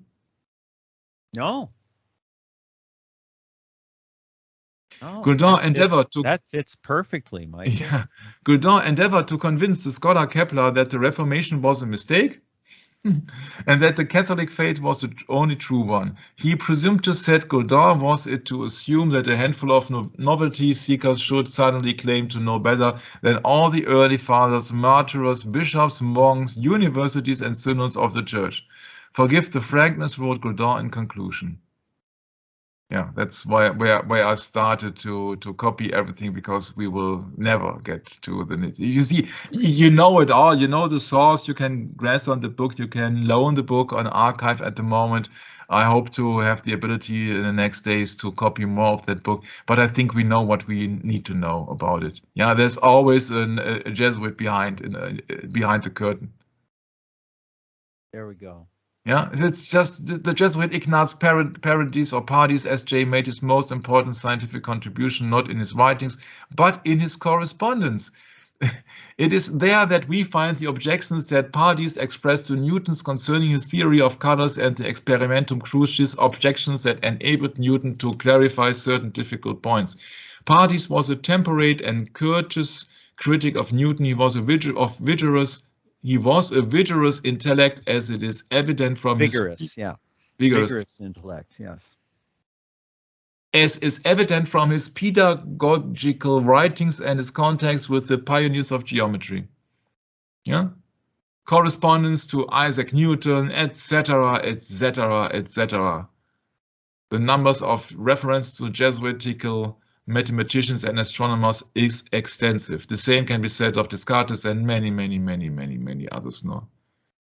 Parties, for instance, in a growing dispute between Newton and Christian Huygens, was able to bring an unseemly argument to an early conclusion. His correspondence reflected a vigorous intact which forced Newton to clarify. You know what he's telling you without saying it? Yeah. You do, don't you? You know what he's telling you without saying it. He's telling you that this is the work of their Ratio Studiorum. Yeah, and you see that Newton gets the fame and nobody takes the blame, but cui bono? The agenda. That's right. The agenda. So all the Jesuits work for that. Yeah, it's and a they don't care who gets the limelight. They do it all for their society. They do it all for their general. For the greater glory of. For the greater glory of God. Satan. Yeah. That's what they don't tell you. Yeah. The satanic system. Yeah. Yeah. Even the hate people who hated the Jesuits, like D'Alembert. Yeah. He asked the Jesuit to help.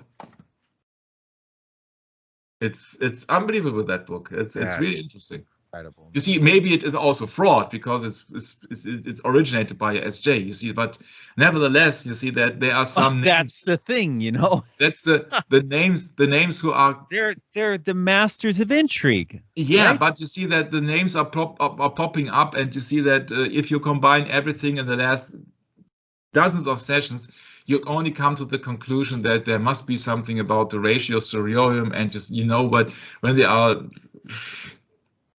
You see that so many things coming up. Isn't that something how the truth is in the face of an average layperson? You tell them the truth, they think you're crazy. You think you're out of your mind. Yeah. Well, that's because there's been this influence on the world for so long, and people aren't reading their scriptures and don't know the main story here. They're making fun of you. They're making absolutely clown out of you. Well, they think that they think that we are the clowns. Remember 1 John. Yeah. Remember 1 John, what I just read. Yeah. You see, when the CIA. Marvel not, my brethren, if the world hate you. You see, when the CIA, so-called CIA government, if it is, I think it is an official thing, they just, I don't know who's coming up with all this symbolism and card games and everything. As you see that everybody's making fun of the few people who actually wanted to know the truth. Oh yeah, here they got the Templars. Oh yeah. Man, oh man. Yeah, what's CIA.government? Is it not an official? Yeah, Catholic is okay. CIA, yeah, but don't fool me here. Yeah, okay, these are your friends. We are the nation's. Well, Michael, did you know when I first was encountering Jörg Glissman, he invited me to a session he did on a little pamphlet that Walt Stickle had put together, and the title of this particular work that he took, I think it was out of Code Word Babylon, was How America Became a Jesuit Enclave. We live in a sea of Jesuitism over here in the United States, and we haven't got a clue until we've studied this. And then it starts to make sense. But the problem is, it scares the pants off everyone that encounters it.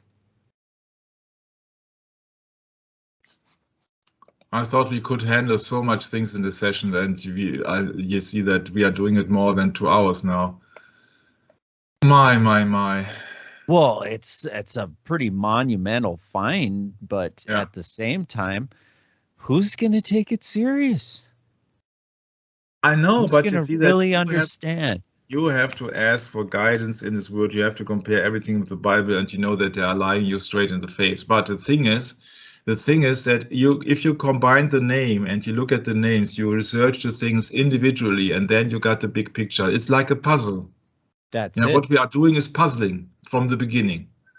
And now the more sessions we are doing, the more clearer the picture gets, actually. The Jesuits are not the only one who are claiming this. You see that there's a Jesuitical science and the Ratio Studiorum and all the official published Fourth Vow. You know what they are. This is a military order. It's a military. So when a military order comes up with scientific things and with a Ratio Studiorum, what do you think what their purpose is? To educate the people? A military order? Sure. Get them while they're young. Yep. Yeah, but this is a psyop. This is the ways of death, psychological warfare. This is psyop. Yeah, this has nothing to do with killing people. It's just killing their soul. It's a psyop. You see, the official. Look at this, Michael. America is a mercenary country now, full of mercenaries. Here where I live, they're not nice. Yeah, they kill other people. They are murderers. Now that's what actually money. That Ratio Studiorum is psyop. Yeah, there's nothing else. You see, they deceive the people, and this is just a psychological warfare. This has nothing to do with killing people physically, but mentally. You see that they put you so much learning against learning and all the other things. But you see, you can't expect the truth from them. You see that this their truth, sure, but their truth is not of God, but from the other side, which is the adversary of truth. So what do you learn there? I found a book here, so come to an end maybe. Decoding the Stars, a biography of Angelo Secchi, Jesuit and scientists. In page 73. It's from Ilenia Chinichi. In May, Secchi publicly repeated Foucault's experiment in the presence of the most distinguished professors of the city by suspending a lead ball with an iron wire from the ceiling of St. Ignatius Church. The length of the pendulum was 31.95 meters. It is hardly likely that such an experiment could have been carried out without the Pope's permission. Indeed, though Secchi did not openly mention him, it is possible that, given his interest in science, Pius IX himself may have been suggested carrying out the experiment. Given that the deviation of the plane is influenced by many factors, example given, the width of the pendulum swing, the quality of the suspension system, air resistance, etc., the experiment was aimed at studying how physical constraints affect the geometrical law. Secchi thoroughly studied every detail and took every precaution to limit any cause of error. He found that the swings were not in a perfect plane, but along a very flattened cone whose horizontal section followed and avoided an ovoid spiral. In fact, as the oscillation faded, its major axis tended to rotate in the direction of the rotation of the Earth. The rotation of the Earth. Secchi summarized the experiment in a letter to the Royal Astronomical Society to London. Quote, I have repeated Monsieur Léon Foucault's experiment with a pendulum 31 meters long and a weight of 28 kilograms. I have measured the angles with the greatest care and have constantly found the deviation such as it should be according to theory. There is, however, a slight difference in the motion at the beginning and at the end of the series. At the beginning, the angles are in a few minutes in excess, and at the end, a few minutes in defect.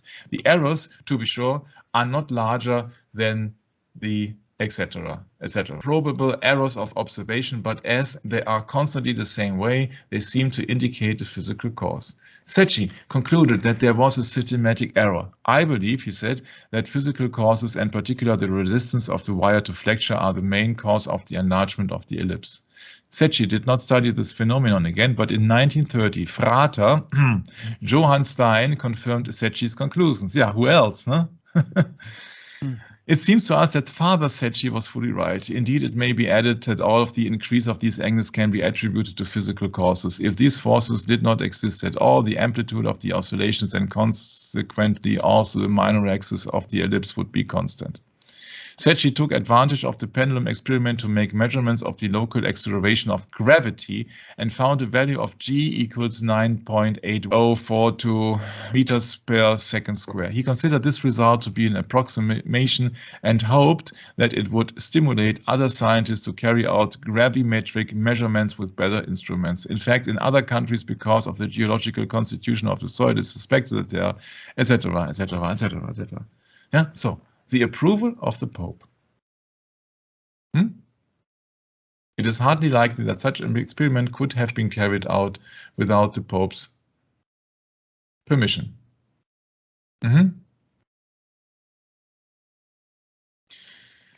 Yeah, interesting stuff. Very much. Yeah, induction coil.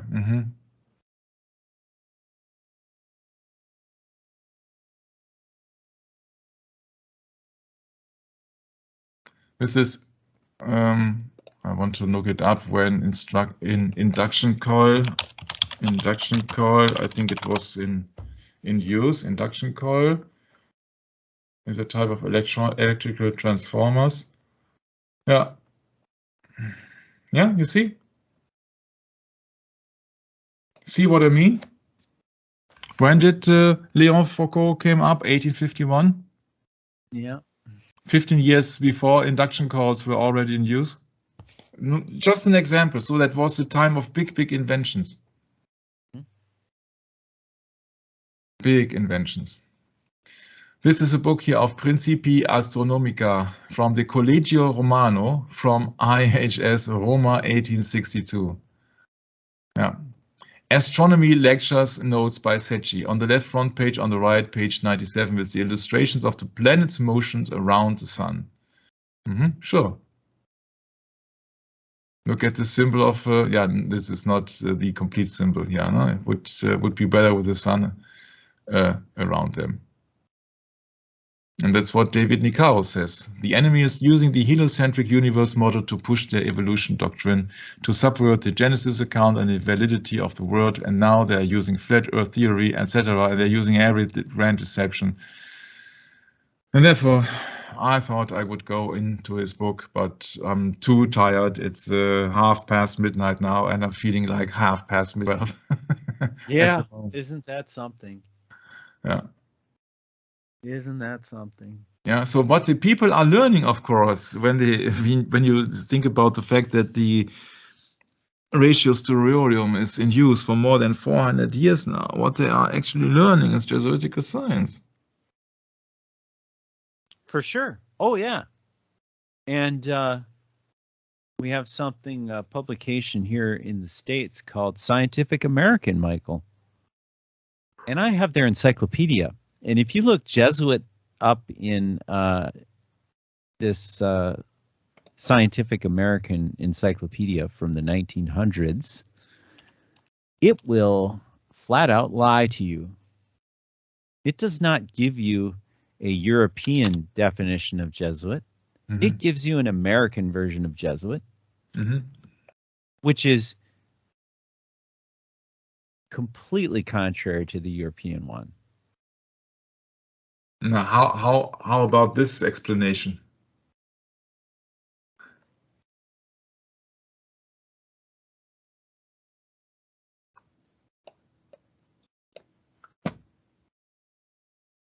Yeah, there we go. That sums it up. It's not our explanation. No, it's been around for a long, long time. A very, very long time. The end justifies the means. Not quite 500 years. We're getting closer, aren't we? Yeah. Getting closer. But I think we made so many remarkable points today with the fourth wow, with the all the mentioning of all the ties of Jesuits behind the scene, behind the curtain. Yeah, you see that everybody who talks about everywhere you look, you see a shadow government or something like this. Yeah, what kind of color is a shadow? Is it black? I think. Yeah, I suppose. correct. Mm-hmm. Yeah. So who are these men in black? You can't see them. That's the point. You can't see them until God has opened your eyes. Who wears black? And I'm speaking of our Messiah, Jesus Christ, not the adversary. Yeah, but the man in black, you see, that's nothing to do with Will Smith. Oh, sure. They claim and they laugh in your face. Has nothing to do with any. I've never watched that movie. No, I just want to point out. You see, the real men in black are the pastors and priests. Oh, for sure. That's true. That's my point. Yeah, these are the men in black. Sure. Oh, look at here. They're even admitting it. Yeah. That's the thing. These guys get away with everything. They are on a scene of a crime, and they get away with that. There is nobody who can judge you if they put out a false doctrine. You don't have to believe it. But if you hear a repeating doctrine for thousands and thousands of times in the school, in universities, on the radio, in the media, in the newspaper, on the television set, you believe it. Kind of feeling resembled at a current situation, maybe? Something similar happening at the moment in 2021, 2022? All over repetition, like the 87,000 swings of the pendulum? Isn't that kind of a spiritual exercise out there? How much you can take unless you say, okay, I'm giving in. I submit.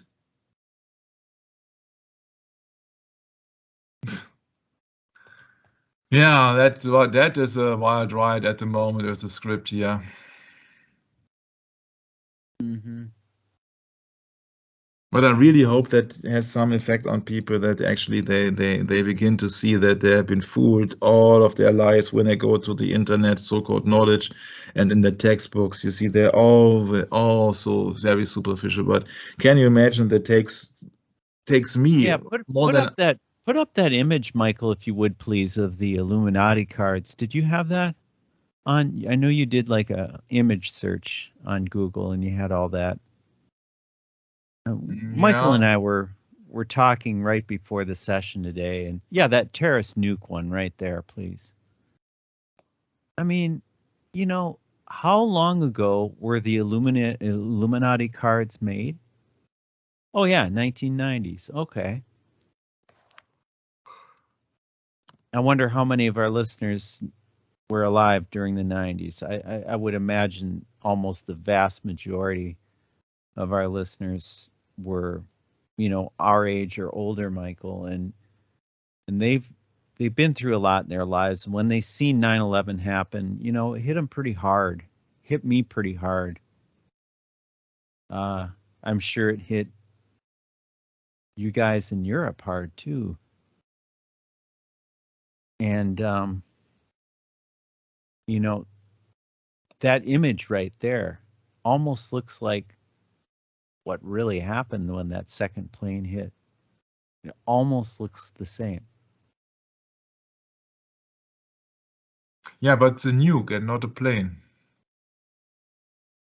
Isn't that something? Ah, you mean it's a nuke designed as a plane. Yeah, but you see that I just want to point out that everything which is happening has been planned before. There's nothing happening on by accident. I think it was from Franklin Roosevelt who said that in politics nothing happens by accident, but there is a purpose behind it. And so it's the same with the so-called science. It's always something behind it.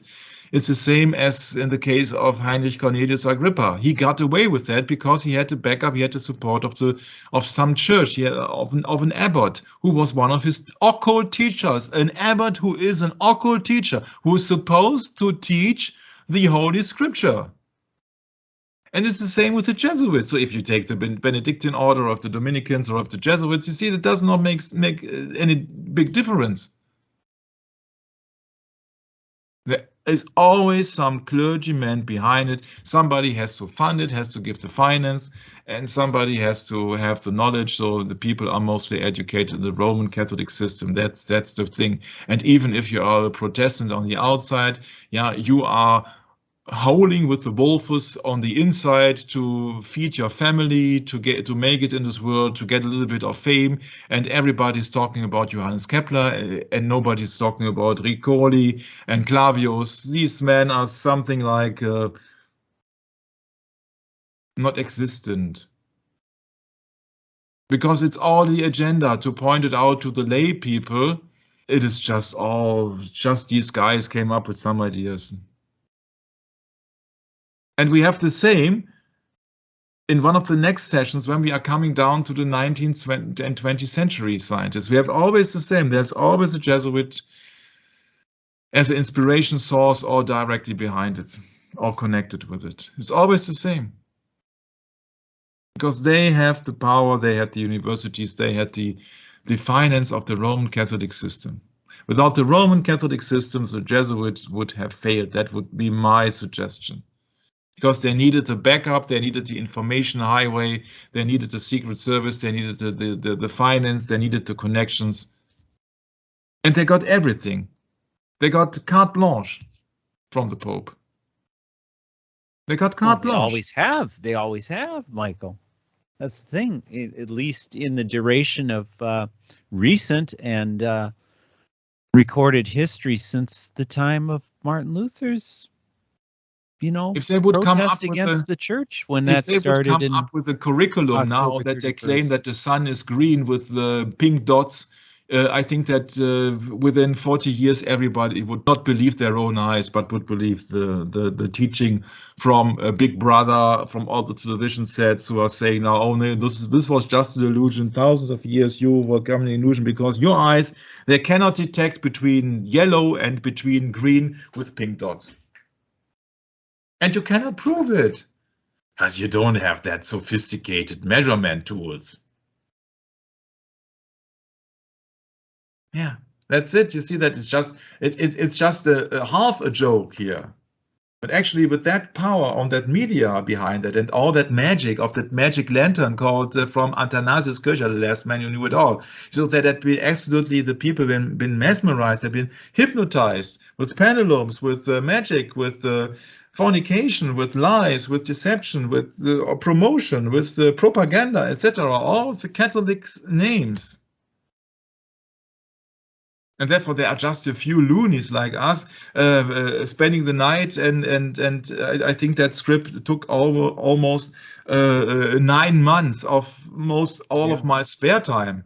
Well, Michael, it is the very final touches of the Roman beast that we're living in. We're in the very end of the Counter-Reformation, where this system has to throw down the gauntlet on free thinking associated with the Bible. They just have to do it. They have to make the world hate us, Michael. Mm. And that's what's happened. Yeah. Yeah, and you see that they hate us, especially in Matthew and in other chapters. Absolutely. But yeah, John and Mark and Luke. Yeah. The Man in Black. Yeah, the real Man in Black. The real Man in Black. Well, the testimony of Jesus Christ is going to be really where we need to spend the main effort. The Jesuits are one thing, but the Jesuits culminate all the paganism and all the power of Satan in this world. That's what they do. And if they don't know that, that's just too bad for them.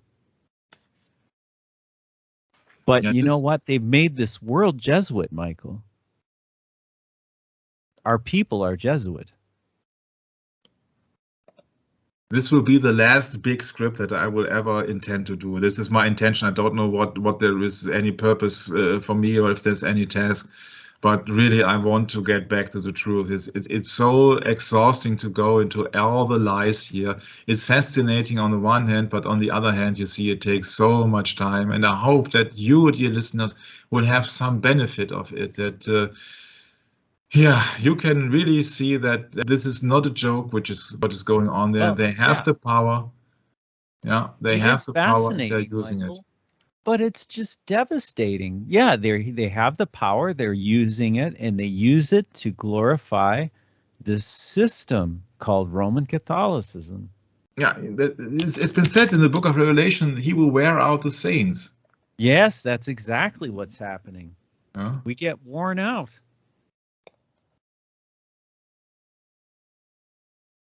Yeah, also the book of Daniel is a revelation, so to speak. Well, it's a prophetic book. Book of Yeah, Daniel is the prophetic book of the Old Covenant. Yeah, finally somebody who gets it. You see that I thought I was a little bit alone in my opinion that Daniel was not one of the prophets. It's so important we study our Bible and our scriptures, Michael. We can never emphasize this enough to our listeners, you know, and our brethren. Really, you're our brethren, and we love you because we know that, you know, what's in us is only partial. When we come together as believers and we share our faith, you know, as it says in Scripture, wherever 2 or 3 of you are gathered in my name, in the midst I shall be. Yeah, Daniel chapter 7, verse 25, and he shall speak great words against the Most High, and shall wear out the saints of the Most High, and shall think to change times and laws, and they shall be given into his hand until a time and times and the dividing of time. My, is that something important right there? Time, times, and the dividing of time is 3.5 years. And also, here we go, Michael. I want to make the point that Daniel was not one of the prophets of the Old Testament. And now somebody would say, "Oh, I'm getting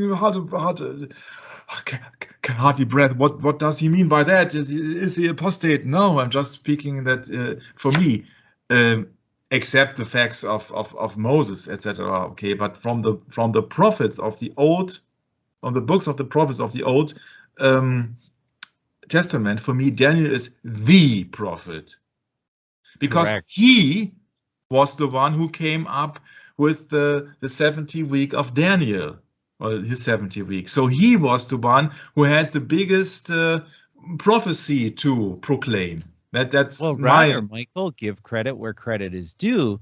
Daniel was so subservient to the Spirit of Almighty God that he sent the angel Michael, wasn't it? Mm-hmm. And Michael gave him the prophecy. So it came from the angel, actually.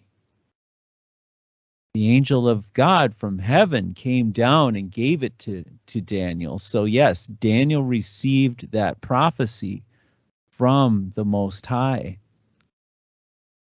So, I mean, it's incredible, Michael, because we got to give it all back to God. All the glory belongs to him, because we are just, you know, we're living in a very difficult place, and he's given us a great commission here on earth to fulfill, and that is to bring the gospel to lost souls.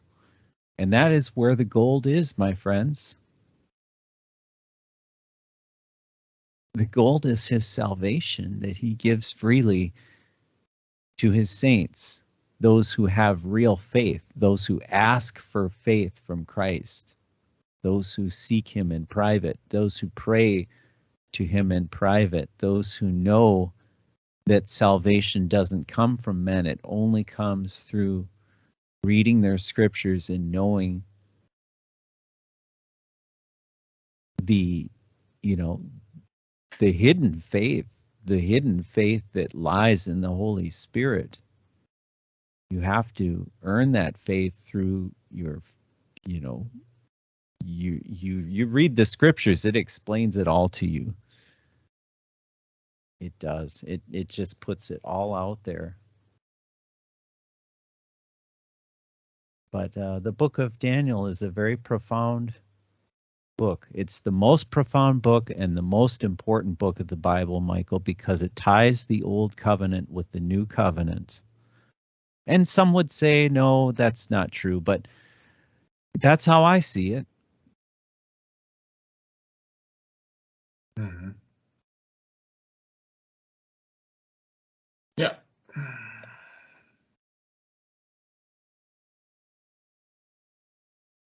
Yeah, there you go. But the saints of the Most High shall take the kingdom and possess the kingdom forever and ever. Forever, even forever and ever. Yeah.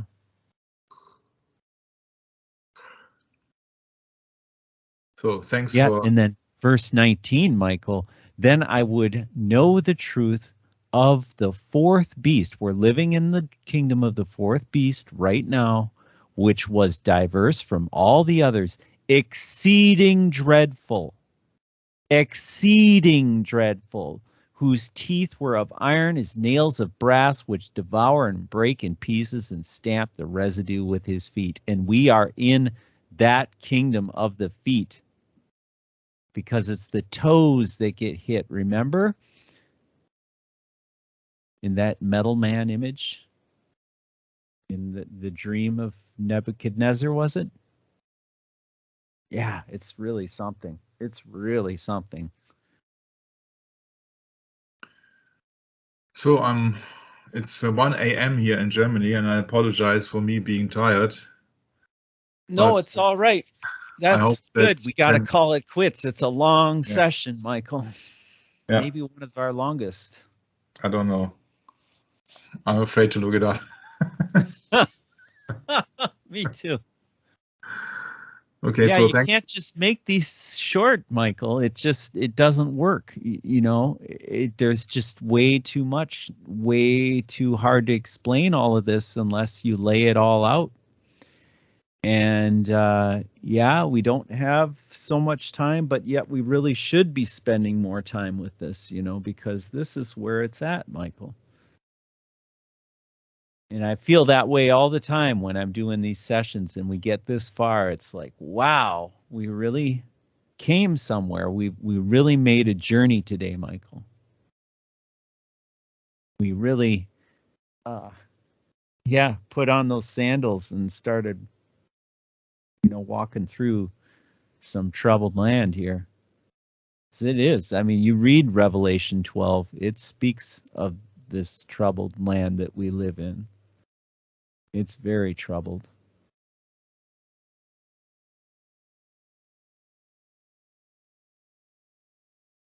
Yeah, Michael. So thank you for taking the time to do these with me. And should we wrap it up? Yeah, please. Yeah.